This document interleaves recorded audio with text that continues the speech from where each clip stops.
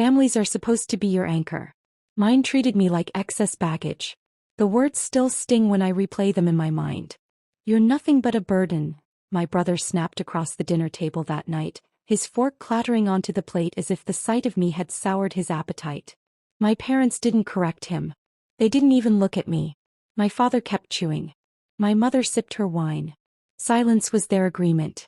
I sat there with my hands folded tightly on my lap, my appetite long gone.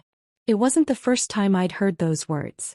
But it was the first time they were spoken so plainly, without disguise, without hesitation, without even the pretense of kindness.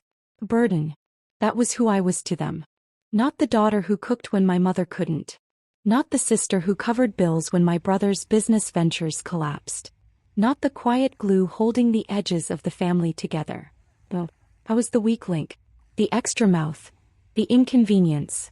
And as I sat there that night staring at the roast chicken growing cold on my plate, I realized something deep in my bones. I had to leave. Not tomorrow. Not someday. And this time I wouldn't just leave. I'd vanish. It had been building for years. The subtle digs, the sighs when I walked into the room, the way decisions were made around me instead of with me. Whenever something went wrong, I was the scapegoat.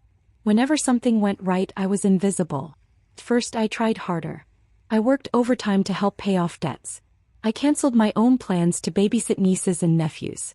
I stayed up late cooking for family gatherings, cleaning, ironing shirts that weren't even mine. Did they notice? No. They only noticed when I didn't do something. When I dared to say no. That's when the burden word started to circulate in whispers, then in arguments, then in casual conversations as if it were fact. You should be grateful we even let you stay here. Why can't you be more like Michael? God, sometimes I wonder why we put up with you at all. The barbs piled up like stones on my chest. And that night at dinner when my brother finally said it out loud with no shame at all, the weight crushed me. So I decided to drop it. All of it. And them. The next morning I woke with a clarity I hadn't felt in years. I showered, dressed, and walked into my tiny bedroom, the one they always reminded me was borrowed space in their house, and looked around at what I owned. Not much. A few clothes. A stack of books. Some trinkets that meant something only to me. It hit me then, walking away would be easier than I thought. Because they had never let me put down roots here anyway. By the afternoon I started selling. My clothes went in bags to the consignment shop.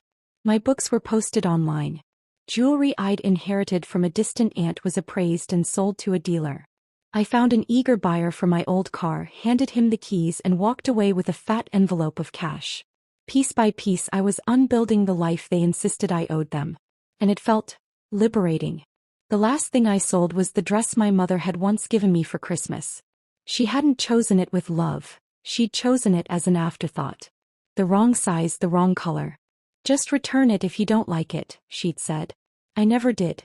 I wore it once just to prove I could appreciate her gesture. Now, handing it over to a stranger for a few dollars, I felt a strange sense of justice. The dress had never really belonged to me anyway.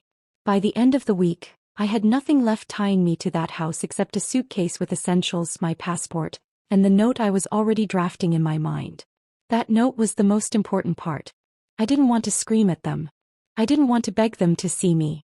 I wanted to leave them with words that would echo. Words they couldn't twist, couldn't deny, couldn't erase. So one night I sat at my desk, pen trembling, and wrote, "If I'm a burden, then consider yourselves free. By the time you read this, I'll be gone. Don't call me. Don't look for me. You'll never find me. You had a daughter, a sister, a family member who tried. And you chose not to see her. I won't try anymore." I signed it, folded it carefully, and tucked it into an envelope marked with their names. When I set the pen down, my heart didn't feel heavy anymore. It felt light. For once, I wasn't suffocating. I was breathing. The morning of my departure, the house was still and quiet. My father's slippers were by the door. My mother's coffee mug sat on the counter. My brother's jacket was slung over a chair. I placed the envelope squarely in the middle of the dining table. Then I walked out the door, closed it behind me, and didn't look back. The morning after I left, the sun must have risen the same way it always did over that house, spilling light through the kitchen windows and catching the dust in the air. But for the first time, I wasn't there to make the coffee, fry the eggs, or carry the weight of everyone else's indifference. I was miles away, sitting on a bus that rattled through the countryside, clutching a suitcase and staring at the road ahead. But back at the house they found the note. I would learn later, through whispers, messages and secondhand stories, that my brother was the first to see it. He stormed into the kitchen, bleary-eyed, looking for the wallet he'd left on the table. Instead he found the envelope. He tore it open, expecting money, maybe some apology for daring to take up space. But what he found was my handwriting, blunt and final. "If I'm a burden, then consider yourselves free." The words stopped him cold. He read it once, twice, then called for our parents. My mother appeared first, her robe clutched tight, her face pale with sleep. She read the note, her lips tightening. My father read it last, his jaw clenched, his silence louder than any words. "Where did she go?" my mother demanded. But no one knew. Because for the first time in my life I hadn't told them. I pictured their panic as I sat on that bus. I pictured the way my brother's bravado must have cracked, the way my mother's carefully constructed mask must have slipped, the way my father would pace, furious at the one thing he couldn't control, me. And the thought made me smile. For years they had dismissed me, belittled me, shoved me into corners. Now they were finally forced to look at the space I left behind. And it terrified them. By noon the calls began. My phone buzzed relentlessly in the pocket of my coat. Dozens of missed calls, texts flooding in one after another. "Mom, where are you? Stop this nonsense. Come home immediately. Dad, you better not be doing something stupid. Call me now. Michael, very funny. Enough of this drama. Get back here." I didn't reply. For once, their words had no power over me. The messages grew more frantic as the hours stretched into days. "Mom, you're scaring us. This isn't like you. Please just call. Dad, do you realize what people will think? What they'll say about us if they find out? Michael, you're selfish. Running away just proves you're a burden." That one made me laugh. Even when they were panicking, he couldn't let go of the insult. But behind the cruelty I could see the truth. He was afraid. Because without me the cracks in the family were showing. Meanwhile I was settling into a cheap room above a small cafe in a town they had never heard of. The owner, a kind woman with a crooked smile, didn't ask many questions. She handed me a key, showed me the tiny window overlooking the street, and told me rent would be due on Fridays. It wasn't much: peeling wallpaper, a creaky bed, a kettle that hissed like a snake when it boiled. But it was mine. And that made it perfect. For the first time in my life, no one banged on the door demanding I do something for them. No one sighed when I entered the room. No one called me a burden. I breathed deeply and felt something I hadn't felt in years. Freedom. But my family wasn't finished. After a week of silence from me, they escalated. My cousin messaged me on social media, saying my mother had been calling relatives, pretending she didn't know where I was. "She's worried sick," he wrote. "Says you're not thinking straight." Not thinking straight. Funny how they always twisted things so I was the problem even when all I'd done was leave. 2 weeks in, my father left me a voicemail. His voice was low, almost threatening. "You think you can just walk away from this family? You're mistaken. We'll find you, Sophie. Don't test me." I deleted it. But not before replaying it twice, savoring the desperation hidden beneath his anger. For years they had controlled me by making me feel small. Now they were the ones scrambling, powerless. And I was just getting started. The truth was, vanishing wasn't just about leaving them behind. It was about finding myself. Every day I woke with a little more strength. I explored the new town, tasted freedom in cups of strong coffee, found comfort in conversations with strangers who didn't know my past. I bought a notebook and filled it with dreams I hadn't dared to write before. Open a shop, take classes, travel. Dreams they would have laughed at. But here no one laughed. Here I was just Sophie. Not a burden. Not a disappointment. Just me. Back at the old house I knew they were unraveling. My brother had bills piling up without my help. My mother couldn't juggle her charity events without me ironing the details. My father couldn't bark orders at me when I wasn't there to hear them. And the longer I stayed gone, the more the silence pressed down on them. They thought I was replaceable. They thought I was nothing. Now they knew the truth. Without me, the family they guarded so fiercely was collapsing. Silence can be the loudest sound in the world. When I left, I imagined my family would shout, scream, hurl insults into the empty space I'd left behind. But instead they were forced to sit with the silence. My chair at the table was empty. My voice no longer filled the kitchen. The hands they took for granted no longer lifted their burdens. That silence gnawed at them. And little by little it broke them. 3 weeks after I disappeared, I received my first letter. Not an email. Not a text.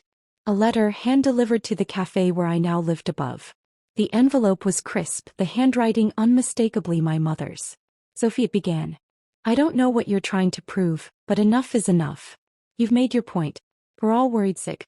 Just come home. Things will go back to normal. I laughed when I read those words. Back to normal. Normal meant being invisible. Normal meant being their scapegoat. Normal meant being called a burden. Why would I ever go back to that? I tore the letter in half and threw it away. 2 days later, a second envelope arrived. This time from my father. His tone was sharper, colder. Sophie, your behavior is unacceptable. You've embarrassed this family. Do you realize what people are saying? The neighbors, our friends, they think you've lost your mind. Stop this foolishness. Come back before it's too late. Too late for what? Too late for them, maybe. Too late to salvage their reputation. Too late to fix the cracks in their carefully polished facade. But for me, it was already too late to make me forget how they had treated me. By the 4th week, the messages shifted from anger to pleading. Michael, look, I'm sorry, okay? I didn't mean it when I called you a burden. You know I say things I don't mean. Just come home. We'll figure things out. Mom, please, Sophie. Your father is sick with worry. I can't sleep. We just want you back. Dad, we don't care where you are. Just tell us you're safe. But I didn't reply. Because their words weren't really about me. They were about them. Their comfort. Their image. Their control. And for once I wasn't giving it to them. Meanwhile, my life was blooming in ways I hadn't thought possible. I got a job at the cafe downstairs, pouring coffee, serving pastries, chatting with regulars. The owner, Maria, treated me with a kindness I hadn't known in years. She praised my work. She asked about my day. She looked me in the eyes as if I mattered. It was such a simple thing, but it felt like water to a starving plant. In the evenings, I took long walks through the quiet streets, watching children play in yards, neighbors greet each other, the world spinning on without the weight of judgment. I started sketching again, filling pages of my notebook with drawings I hadn't dared to make under my family's roof. Every line of graphite was proof that I was alive. That I was more than what they said I was. And every day I felt lighter. But the more I embraced freedom, the more my family seemed to unravel. One evening, as I cleared tables at the cafe, Maria handed me her phone. Someone's looking for you, she said with a raised brow. On the screen was a news alert from my hometown. Local woman reported missing. There was my face, my name. The article explained how I had vanished suddenly, how my family was worried for my safety. Quotes from my mother painted me as a fragile, troubled young woman. A burden disguised as a victim. It was almost laughable. They didn't want me back because they loved me. They wanted me back because people were starting to ask questions. Questions they couldn't answer without admitting the truth. That I had walked away because of them. The cafe regulars who recognized me didn't say a word. Maria glanced at the article once, then shrugged. You'll tell your story when you're ready, she said. For the first time in my life I felt protected. I wasn't a burden here. I was part of something. And that terrified my family more than anything else. 2 months after I left, the final shift happened. The messages stopped being about appearances. They stopped being about what people would think. They became desperate. Mom, Sophie, please. I can't do this without you. The house is falling apart. Michael's a mess. Your father doesn't talk anymore. Please come home. Michael, I'll give you my car. My room. Anything. Just please come back. That I was wrong. About everything. Just come back, Sophie. Please. For years I had begged for their love. Now they were begging for mine. And I didn't feel guilty. I felt free. As I sat in my little room above the cafe watching the sunset paint the walls gold, I realized something profound. I didn't need them anymore. The life I'd built was small, simple, imperfect. But it was mine. And it was happier than anything I'd ever known under their roof. They called me a burden. But without me they were the ones crumbling. And that was the sweetest revenge of all. Freedom doesn't arrive with fanfare. It creeps in quietly little by little, until you realize you're breathing easier than you have in years. For me, it came in the form of fresh bread at dawn, the sound of laughter echoing from the cafe below, the sun slipping across the wooden floorboards of my small rented room. It came in the weight of knowing no one would slam open the door and bark orders, no one would sigh when I entered the room, no one would mutter burden under their breath. I was free. And the longer I stayed gone, the more I realized I hadn't just left my family. I had left behind the version of myself they created. The invisible, quiet, guilty girl who thought she owed them everything. Now I was building someone new. Maria, the cafe owner, became my first real friend in years. She was older, with laugh lines around her eyes and the sharp wit of someone who had seen life at its worst and still chose to smile. She paid me fairly, trusted me with responsibilities, and most importantly, she treated me like an equal. "Good work today, Sophie," she'd say, patting my shoulder after a long shift. Just those 3 words, "good work," were enough to undo years of silence and scorn. At night, after wiping down tables and stacking chairs, she'd pour us both coffee and share stories of her younger years. Her stories weren't perfect. They were messy, raw, full of mistakes and survival. And in hearing them, I realized something. Life wasn't about perfection. It was about living honestly. Something my family had never done. With my pay, I began to save. It wasn't much at first, but each folded bill in the jar on my dresser felt like a victory. Unlike before, where every cent I earned was swallowed by someone else's needs, this money was mine. It was the seed of a future that belonged to me alone. I used part of it to buy art supplies. Pencils, sketchbooks, paints.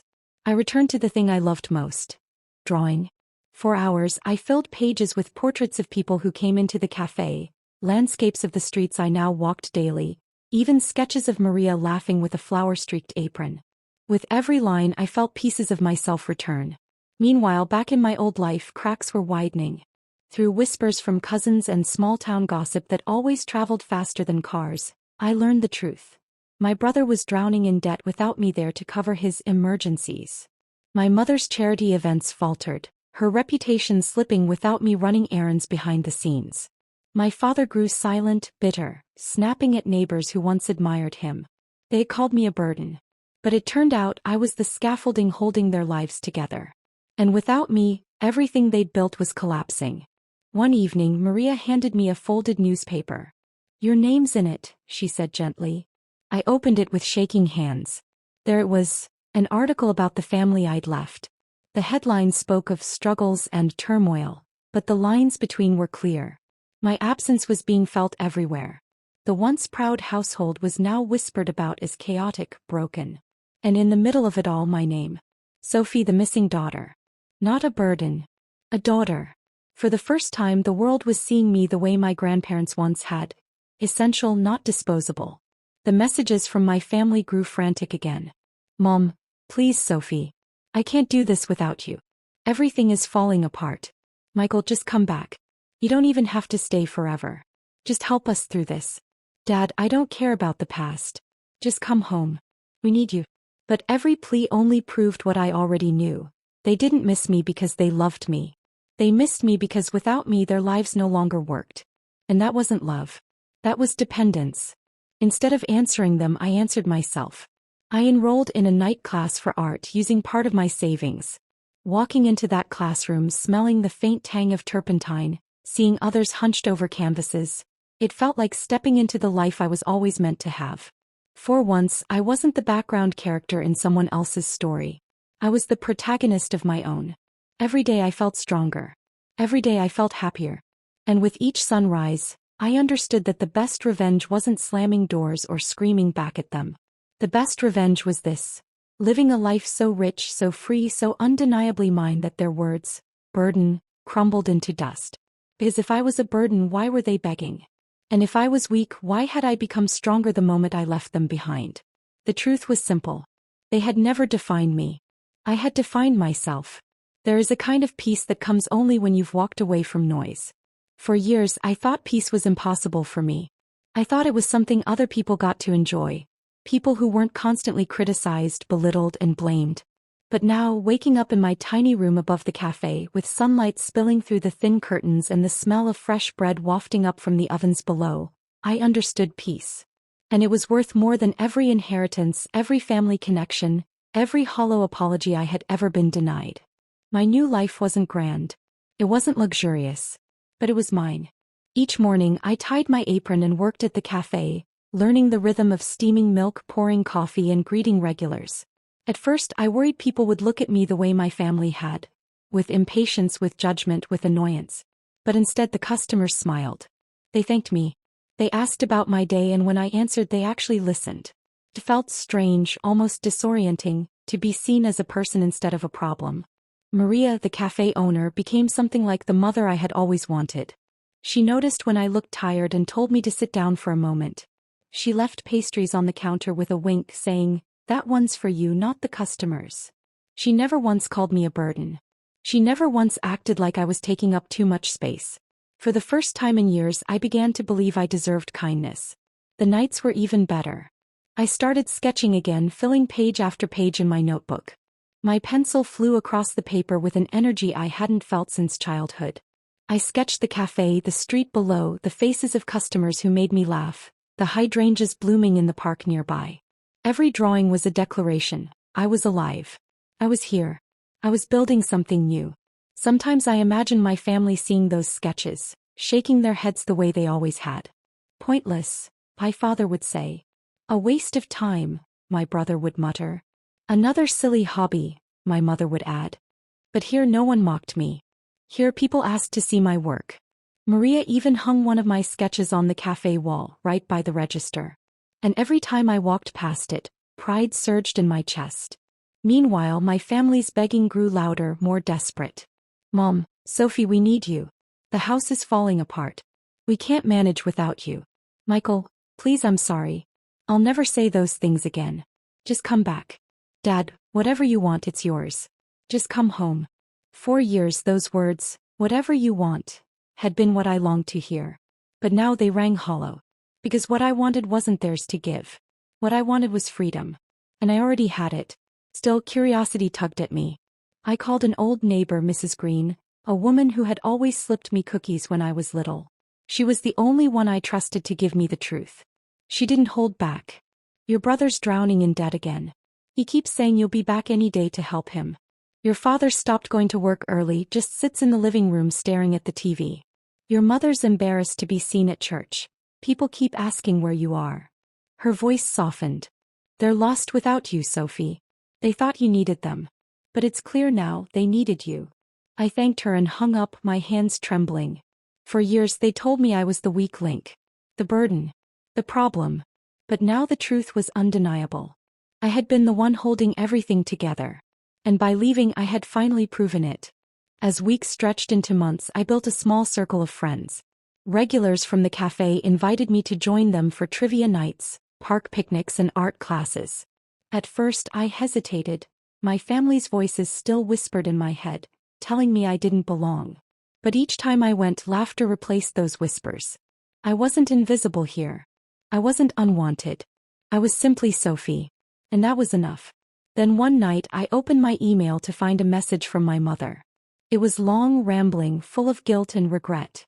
"We never should have called you a burden. We didn't realize how much you did for us until you were gone. Please, Sophie, come home. We'll change. We'll do better. Just give us another chance." I read it 3 times. Once with anger. Once with sadness. Once with clarity. And then I deleted it. Because the truth was simple. I didn't need them anymore. And that was my revenge. The first knock came on a rainy Monday, the kind of rain that polishes the street until it looks like a mirror. I was frothing milk behind the counter when Maria glanced up, her smile slipping by a fraction. "Someone's here for you," she murmured. I turned and saw my mother. She stood just inside the doorway, rain speckling her coat, pearls clenched in one hand like a rosary. For a heartbeat, every year of my life rose in my throat at once. The field trips I wasn't picked up from, the dinners where I set the table and ate in silence, the word burden flung like a dish across a room. "Sophie," she said softly, as if speaking a magic word might undo everything. Customers looked up from laptops and newspapers. Maria lifted the pass-through for me. "You want me to stay close?" she asked, not unkindly. "Yes," I said. We sat by the window, a plate of biscotti between us we didn't touch. My mother looked smaller than I remembered. But I'd learned not to trust appearances. "You look, well," she said. "Healthy." "I am," I replied. Her eyes misted. "Your father hasn't slept. Your brother's beside himself." I I haven't known what to do. She dabbed delicately at one eye, the way she did at charity luncheons with photographers present. Please come home. Whatever you need, we'll figure it out. Whatever I need, I repeated as if tasting a foreign phrase. She nodded quickly. Space-time we can give you both. We'll stop saying hurtful things. Your brother regrets. Does he? I asked. Or does he regret losing me as a safety net? Her lips parted. Sophie, be reasonable. I was reasonable, I said, and my voice surprised me with how calm it sounded. For years. Rain ticked against the window. She leaned in. People talk, you know. They say things. They're asking why you left. I can't sleep knowing what they're thinking about us. There was. Not how are you. Not I'm sorry. A polished fear of reputation dressed like love. I stood. I have to get back to work.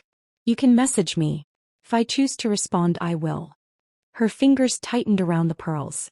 So that's it? You're throwing your family away. I'm choosing myself, I said, and walked back behind the counter to the hiss and sigh of the espresso machine, a song I was starting to love. 2 days later, my brother found me. He didn't come in. He waited on the bench outside, hunched in a jacket that used to fit his arrogance better than it fit his body. When my break came, I stepped into the rain-cooled air and sat at the opposite end of the bench. Hey, he said as if we were meeting after a movie. You look different. I am, I said. He blew out a breath. Hey, I was an idiot. I said things I shouldn't have said. You didn't say things, Michael, I replied. You named me a burden and made sure it stuck. He stared at the wet pavement. Fine. I was cruel. I thought, if I poked you, you'd try harder. To be what? I asked. Smaller. He flinched. Look, I'm in a bad spot. Debt. Work. I need help. There was. The apologies price tag. The old currency. I don't do that anymore, I said. If you're in trouble, you call a lawyer, a counselor, a creditor. Not me. He swallowed. So you're really not coming back? No, I said. I'm not. He nodded, jaw tight, the way boys do when they're trying not to cry. You were the glue, you know. I guess we didn't see it. You saw it, I said. You just liked how it held your life together. He stood abruptly. If you change your mind. I won't. He left without looking back.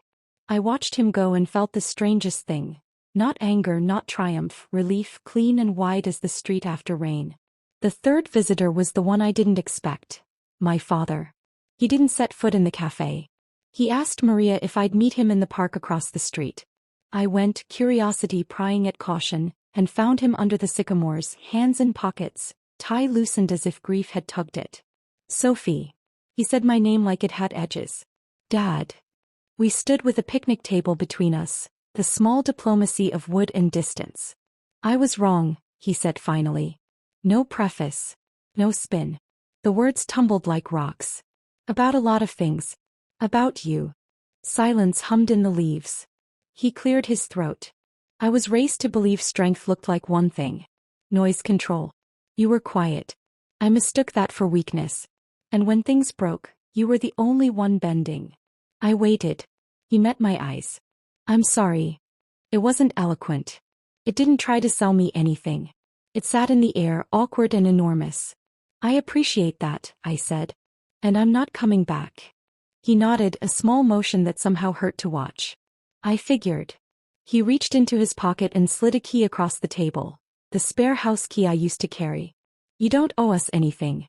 You never did. I exhaled. Thank you. He looked older when he left, but lighter too, as if telling the truth had shaved a weight off each shoulder. I sat on the bench until my break ended, palm pressed to the key as if it might burn. Then I walked it to the nearest storm drain, turned it over in my fingers one last time and let it go. Water carried it out of sight. After that, the begging changed shape. Fewer demands. More pauses. A space where anger used to live. I used that space to build. Maria offered me more hours. I started a weekend sketch club at the cafe.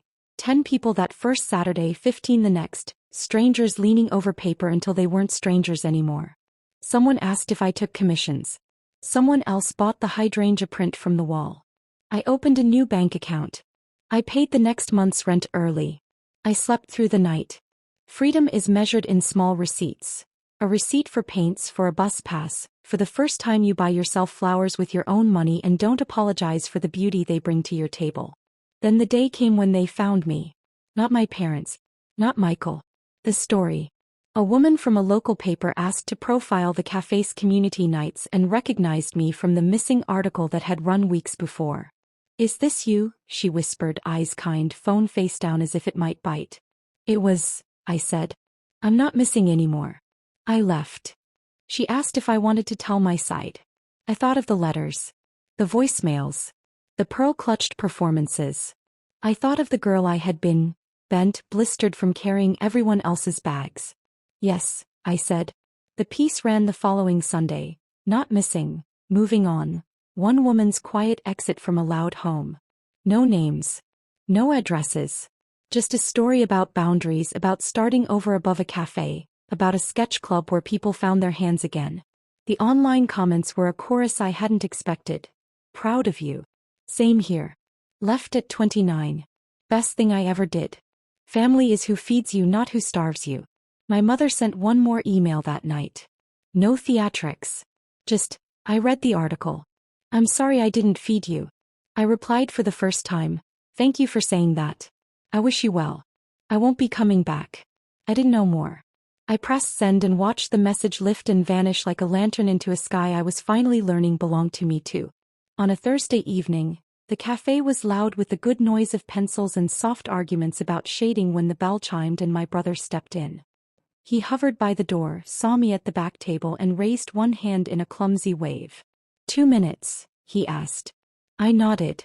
We stood by the pastry case, lemon glaze shining under warm lights. I'm going to meetings, he said, swallowing. Debtors Anonymous. Not the glamorous kind of confession, but it's a start. I'm learning to fix what I broke without using you as glue. I'm glad, I said and meant it. He worked his mouth as if words were a new tool. I won't ask you to come back anymore. Thank you. He glanced around the room, at the sketchers, at the prints on the wall, at Maria scolding a regular for pretending croissants are a personality. You look happy, he said, and it sounded like an apology. I am. He nodded again, then bought 2 biscotti he didn't want and left. When the door closed behind him, I braced for the old guilt, the reflexive reach to smooth, to follow, to fix. It didn't come. In its place, quiet. The good kind. The kind that lets pencil lines deepen and coffee steam curl and a woman realize she has built a life solid enough to lean on.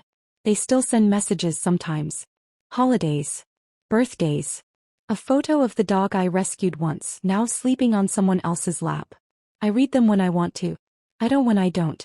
Boundaries are doors you choose when to open. People ask if I'll ever go back.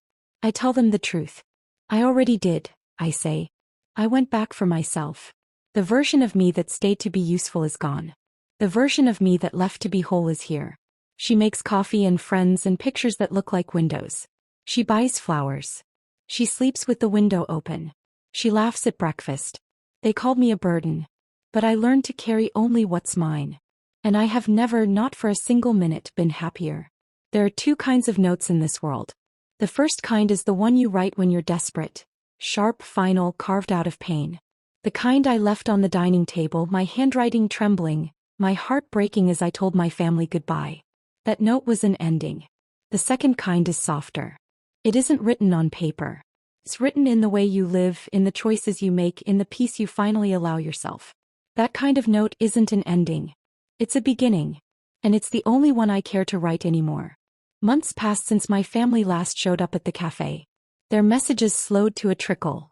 One here, one there, like ghosts rattling doors in a house that no longer belonged to them. I didn't respond, and eventually they stopped expecting me to. Instead, I poured myself into my new life. The sketch club grew from a handful of curious faces into a weekly gathering of 20 people.